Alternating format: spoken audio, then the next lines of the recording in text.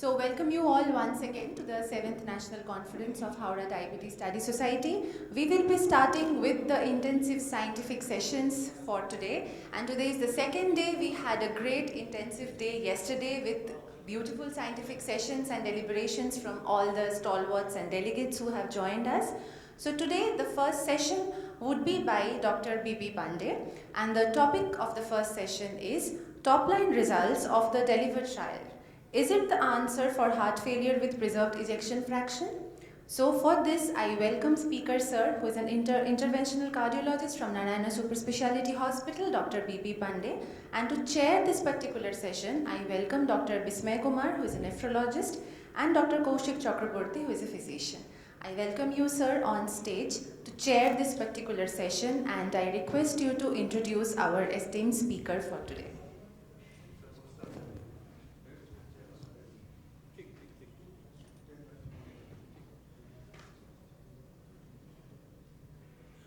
A very good morning and welcome to the second day of Howrah Diabetes Society 7th Conference Meet, and an auspicious day. I welcome, without wasting time, Dr. B P Pandey. Sir doesn't require any introduction. Everyone knows about him, and he's telling us about an excellent trial which will open up a new way to treat heart failure with preserved ejection fraction. Over to you, sir.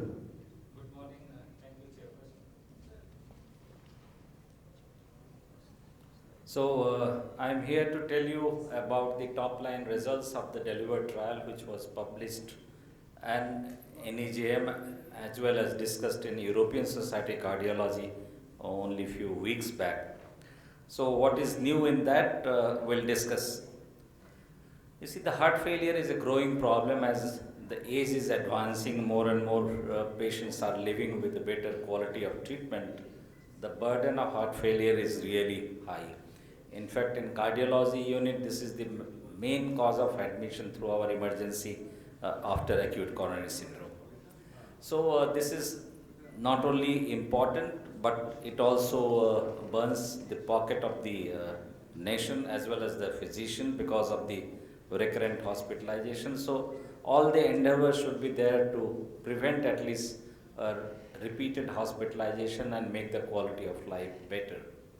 The problem is the diagnosis of heart failure. Sometimes it is there for several years, and then we could diagnose particularly the heart failure preserved EF.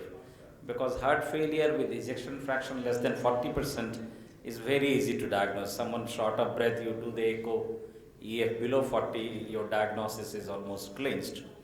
But heart failure with preserved EF, where echo is normal, there is a tendency among the physician, okay, after echo normal, to heart rog nahi. So either they are referred to the chest physicians or sometimes even to the psychiatrist, because you couldn't find any cause on ECG and echo.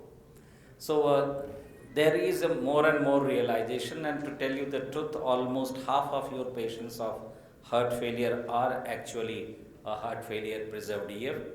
Unfortunately, these are not seen by the cardiologists. They usually come to the physicians, because once echo is normal, the route is changed. Either they go to physician or to a pulmonologist. So we have to evolve this concept that heart failure preserved EF is a definite diagnosis. When we were doing our MBBS, in fact, this was labeled as diastolic dysfunction is a myth and not a reality. So from there we have evolved to a full-fledged diagnosis, and the new therapeutics which has been developed is one of the SGLT2 inhibitor. So this slide will show you that SGLT2 inhibitor, which has established its role in heart failure with a lower EF, class 1 indication up to ejection fraction 40. And nowadays the guideline FDA has come that you do not need to quantify the ejection fraction. If you are convinced with the signs and symptoms of heart failure, irrespective of ejection fraction, SGLT2 inhibitor and a neprilysin inhibitor, ARNI, is the mainstay of the therapy. And of course, somewhere in between will be the mineralocorticoid receptor agonist. So we have come full circle for ARNI and SGLT2 inhibitors. We do not require the diagnosis of reduced or preserved. But we need to diagnose preserved and which is not easy. Probably we'll discuss at the question answer sessions. So SGLT2 inhibitor, we have got the evidence with empagliflozin for both reduced and preserved, already DCGI approved. We have got approval for dapagliflozin for reduced EF. So far we haven't got from DCGI approval for DAPA in heart failure preserved EF. It's a question of time when you will get the approval. As you know, this was started with the DAPA heart failure, 4,700 odd patients, and in diabetic as well as non-diabetic, this showed that the primary endpoint was reduced significantly. So it's no longer a drug for endocrinologists, it's actually a drug for cardiologists and nephrologists nowadays, with the publication of DAPA heart failure and DAPA CKD.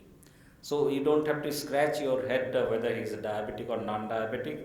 Heart failure, EF less than 40, no contraindication for SGLT2, that means EGFR is above 25, you can start using this molecule, which does not require any up titration of the dose, no hypotension, no hyperkalemia, no real AKIs.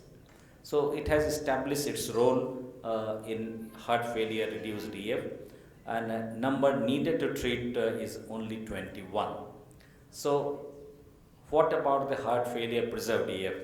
As you know, in the earlier trial of dapagliflozin, when the declared trial was published, there was a remarkable effect on heart failure hospitalization in diabetic patients without heart failure, and as a sort of a very few risk factors, sort of primary prevention. From there, we graduated to DAPA heart failure, we moved on to DAPA CKD, and now it has established its role in heart failure preserved EF.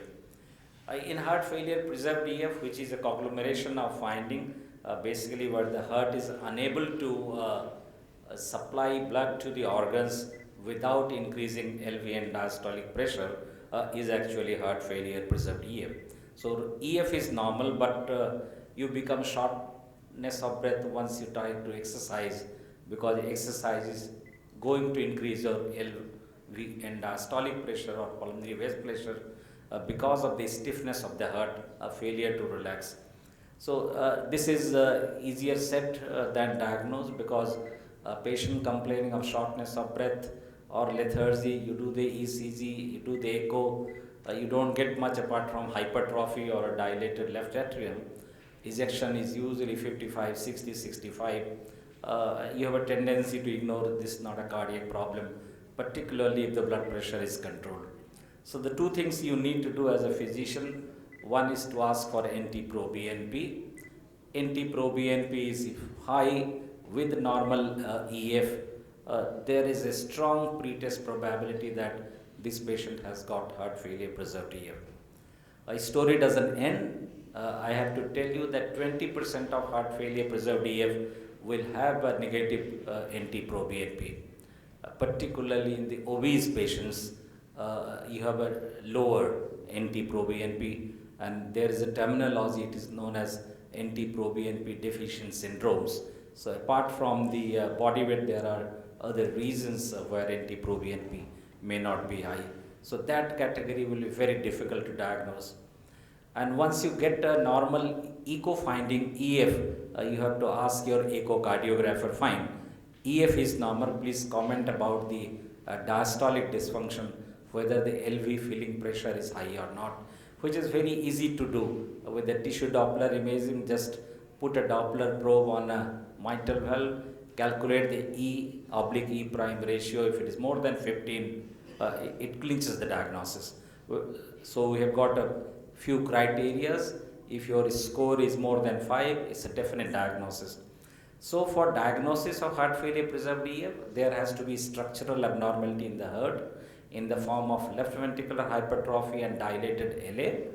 There has to be a functional abnormality on echo, that is E/E prime ratio more than 15 with left ventricular hypertrophy, and it has to be corroborated in majority of the patients with rise in NT-proBNP. So structural abnormality, functional abnormality, raised NT-proBNP, doesn't matter EF is 60, 55 or 70, you almost clinch the diagnosis. But the problem in most of the cases, your score will be not into the ideal range. It will be the intermediate, say somewhere between 3 to 4 or 2 to 4. Then you have to do exercise stress test to find out whether the left ventricular and diastolic pressure rises with exercise. Because these patients they cannot really walk even 5 meters. They are so breathless. Their EDP is into the range of 25-30.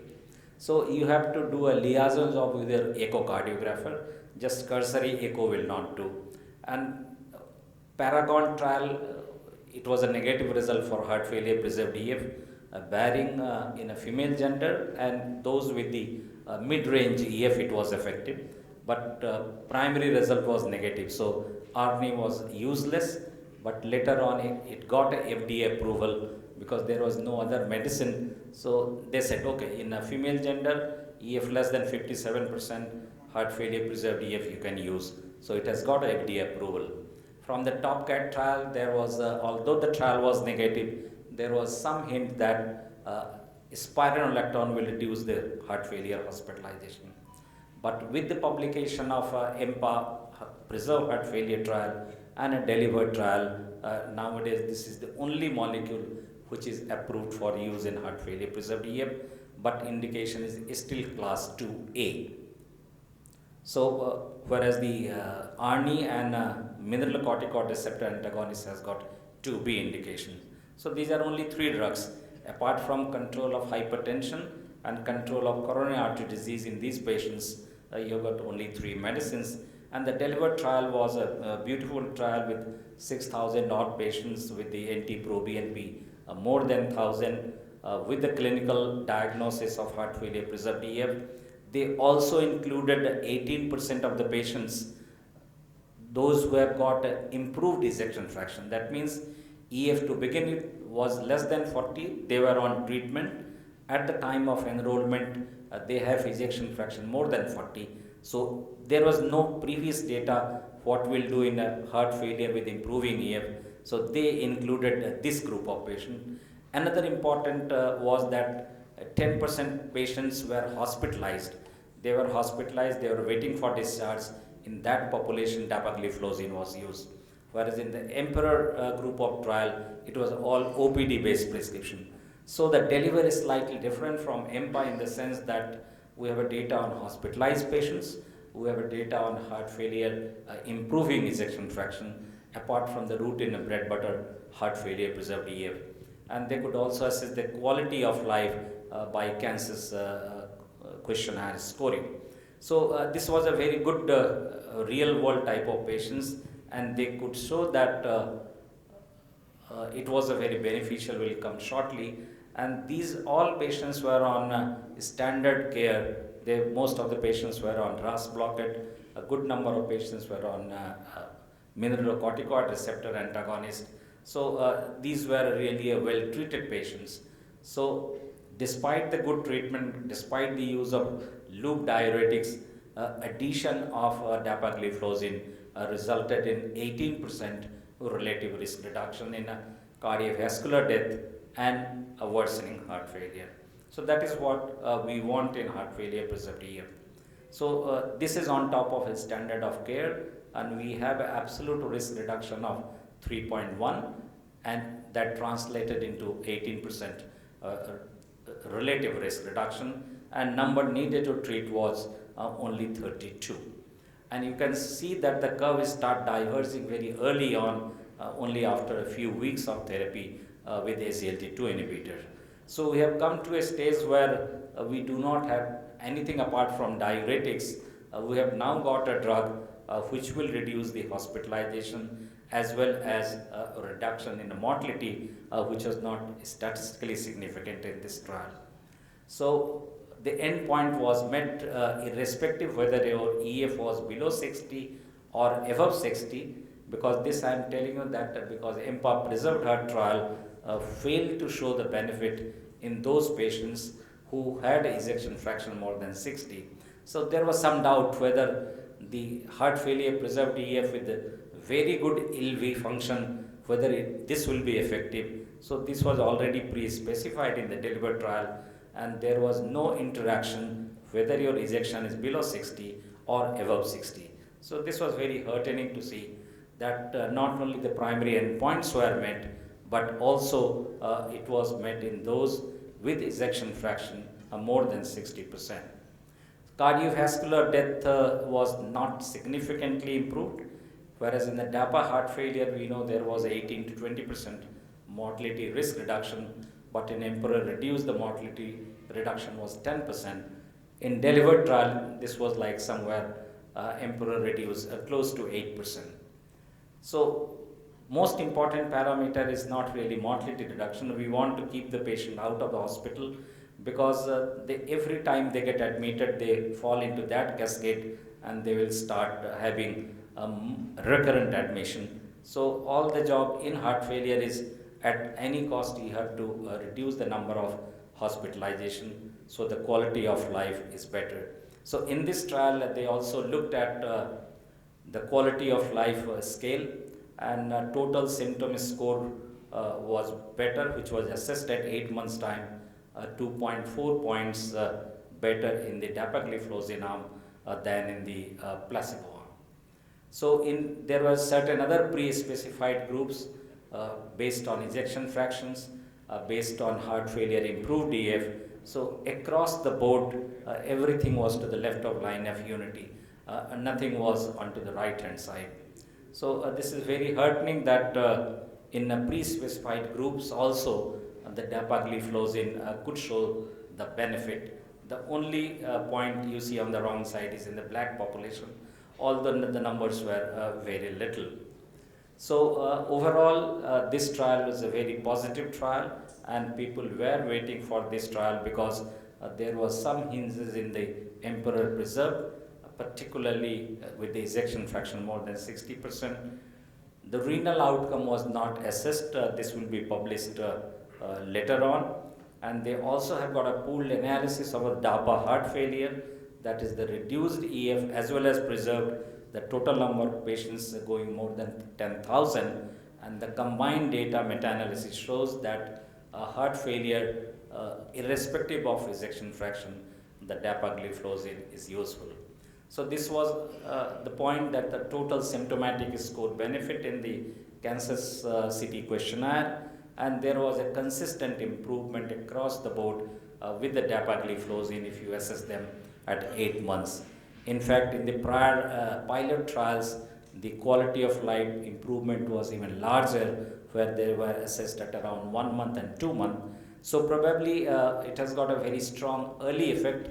You've got a better quality of life index in the initial days, months, but as the time passes, probably it goes on waning.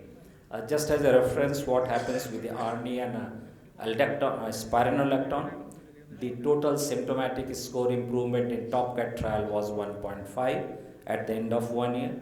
In the Paragon heart failure, it was only 1, whereas in the Deliver trial, it was to the tune of mean change was around 2.4. So it was better than ARNI, better than spironolactone as far as the quality of life and symptomatic improvement was concerned. So almost this quality of life improvement was similar in the empagliflozin arm. So not only the SGLT2 inhibitor gives the early improvement, it is sustained for a few months, and even at 1 year, although the magnitude usually comes down. But curve never starts close even after 2 years. So there is a persistent, we do not really know the mechanism of what happens, but with the imperial group of trial, we know it acts on the cellular level, it works on the bioenergetic levels, it works on sympathetic, parasympathetic pathways, because the sudden cardiac deaths are reduced in the SGLT2 group of trials as good as ARNI. So we may not pinpoint the exact mechanism. There could be probably a multiple mechanism, but the end result, hospitalization is reduced, sudden cardiac deaths are reduced, cardiac mortality is reduced, your epicardial fat tissue is reduced, your sleep apnea index is reduced, your potassium level is in fact lower, it's not high, what we see with MRIs and ARNI. So there are various changes, and probably the future time will tell us but we have got exciting time in the management of heart failure preserved EF. The only message is you try to diagnose someone complaining of shortness of breath, fatigue with normal ECG. If you have got obesity, if you have got hypertension on 2 drugs, if they have got atrial fibrillation, if they have got pulmonary artery pressure more than 35. So most of the cases will give you 5 points. So the point scoring is important. This is easier to add. We have got 2 score, one from Mayo Clinic S2F PPF score, one from ESA. Try to do some sort of scoring so that your diagnosis is strong, and then keep on using SGLT2 inhibitors on top of good control of blood pressure with the ARNI and spironolactone. So I'll end it here so that we can have some discussion. Thank you. Thank you. Thank you, Dr. Pandey, for your brilliant deliberation. We are almost on time, sir. Is there any question from audience part? You have mentioned that heart failure with preserved ejection fraction is multifactorial and multi-system disease. So, clinically, in which situation you will advise coronary angiography? Yeah. Which patient to subject for coronary angiography? So this is a very important question, because we have to find out the treatable causes of heart failure preserved EF. Because this is not necessarily patient will always complain of angina. So these are called angina equivalent. So in that age group where atherosclerosis is common, if they say I am getting short of breath, you have to look at the other risk factors like dyslipidemia, hypertension, diabetes, which are usually there in heart failure preserved EF. So if you find anything changes in the ECG or symptoms, you have to keep on probing the patient, whether it gets your shortness of breath, get relieves on taking quick rest, whether it is exacerbated following meal. So if you have a strong hunch, 2 diagnoses has to be excluded because they are treatable in heart failure preserved EF. One is the coronary artery disease. Many times we see normal ECG, normal echo, but triple vessel coronary artery disease, they need revascularization. So the index of suspicion is high. There is no recommendation that you have to exclude coronary artery disease before diagnosing heart failure preserved EF. So the clinical sense has to be there. And second diagnosis you have to exclude is amyloidosis. Although very costly, tafamidis now it is in market, which is treatable in various series. 11 to 13% of heart failure preserved EF had cardiac ATTR type of amyloidosis. In continuation of Dr. Bansali's comment, does coronary artery calcium has a role in predicting the stage or state of heart failure? No, answer is no. This is for atherosclerosis diagnosis. Someone who has got a high calcium score, where the pretest probability is high, there is more chance of atherosclerosis, where the treatment statins, these are had to be nothing related with the heart failure. Now, when the stage is bad and say heart transplantation is required and we do sometimes LVAD, Yeah. what level of ejection fraction do you expect that patient should be subjected to heart transplantation? Yeah, we have got a criteria if they are into the stage 3 and 4. So we do a lot of things in our hospital. We have done 5 transplant. So they have to be highly symptomatic. They have to scale it. We have to do a cardiopulmonary CPET test, who are not responding to the standard of care. So there are various parameters, but in nutshell, I can tell you these are the sickest lot of patients who are not improving on guideline mandated therapy, including CRT, including ICD. Then only we enroll them for cardiac transplant. And most of the patients, at least in our center, we enroll if they are below the age of 40 years. So we have to manage our finances very well. Thank you so much. Yeah, that's not to manage. Yeah. Echocardiography report, no structural abnormality, ejection fraction normal, but diastolic dysfunction. What next? What should be the line of action if it at all needed? Number 1. Number 2 is not related to this deliver or something. This is a real life case. One patient came to me with uncontrolled blood sugar. I prescribed medicines including pioglitazone. ECG was silent MI of some duration. He is awaiting revascularization in the form of stenting or something. What is the cardiologist's take in this type of patients, whether pioglitazone should be continued or stopped, or what should be the line of therapy? Okay. So the first question was structurally normal heart with echo evidence of diastolic dysfunction. This is very common. So this diastolic dysfunction, if has been diagnosed in the younger population below 40, you have to ignore it. It's a normal finding because EA prime ratio is usually high. So less than 40, majority of the cases, it has to be passed as normal. Real diastolic dysfunction in the atherosclerotic age group, for them it is 40, might be with us 30. The strongest diagnosis should be a coronary artery disease or restrictive cardiomyopathies. So we proceed in two ways. You have a strong hunch like associated risk factor, diabetes, hypertension, dyslipidemia. I'll move towards the CT angio or standard angiogram, rule out the coronary artery disease, which is easier, cost effective. And the second is you go for a cardiac MRI, which will pick up your sarcoid, amyloid, storage disease.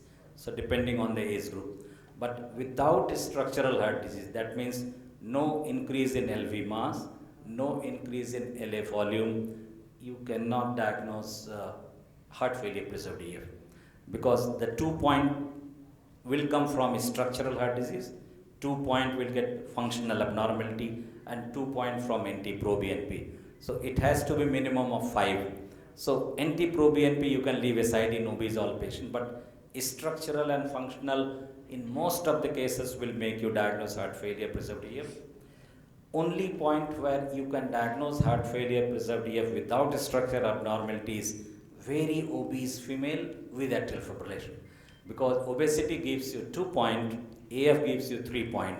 So elderly obese lady with shortness of breath, in all probability she will be heart failure preserved EF if you can prove either LV filling pressure is high on echo or NT-proBNP. And second question, I forgot. Yeah. So pioglitazone cardiology, we used to use at the beginning when we did not have a drug-eluting stent because we thought it will reduce restenosis in bare metal. There is no contraindication if you have normal diastolic function on echocardiogram. Diastolic means grade 1 LV diastolic dysfunction you can give, but with the pseudo-normal, what we call grade 2 and grade 3, you should not.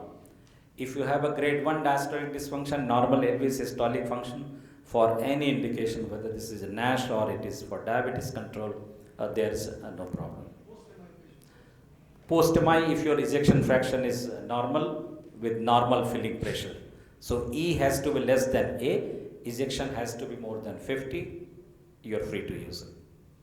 But what about and less than 20 milligram, not 30, not 45. So we go either 7.5 or 15. What is your opinion about heart failure with preserved ejection fraction?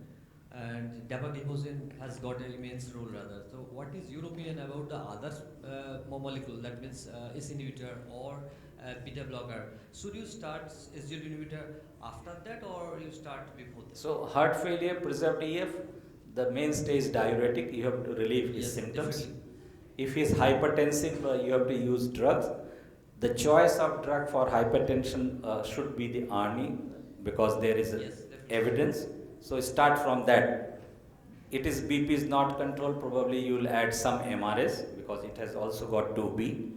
And of course after diuretics, with the publication of Emperor and Deliver trial, after diuretics SGLT2 inhibitors, EMPA at this moment, and once we get DCGI approval with the generic and non-generic DAPA.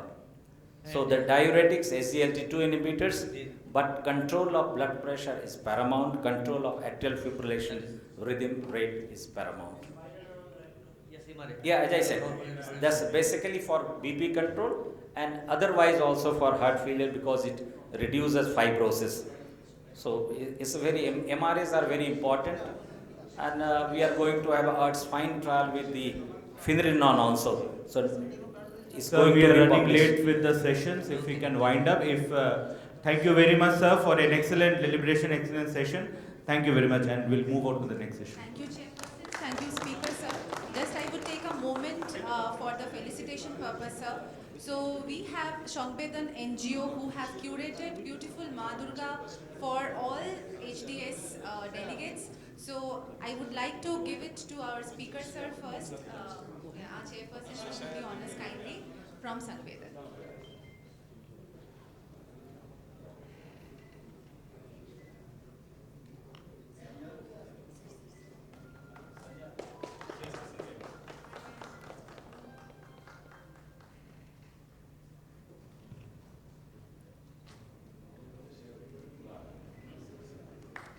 Thank you, founder members. Thank you, Speaker, sir. Thank you, Chairperson, sir. With this, I would also like to thank Astra for sponsoring this particular session.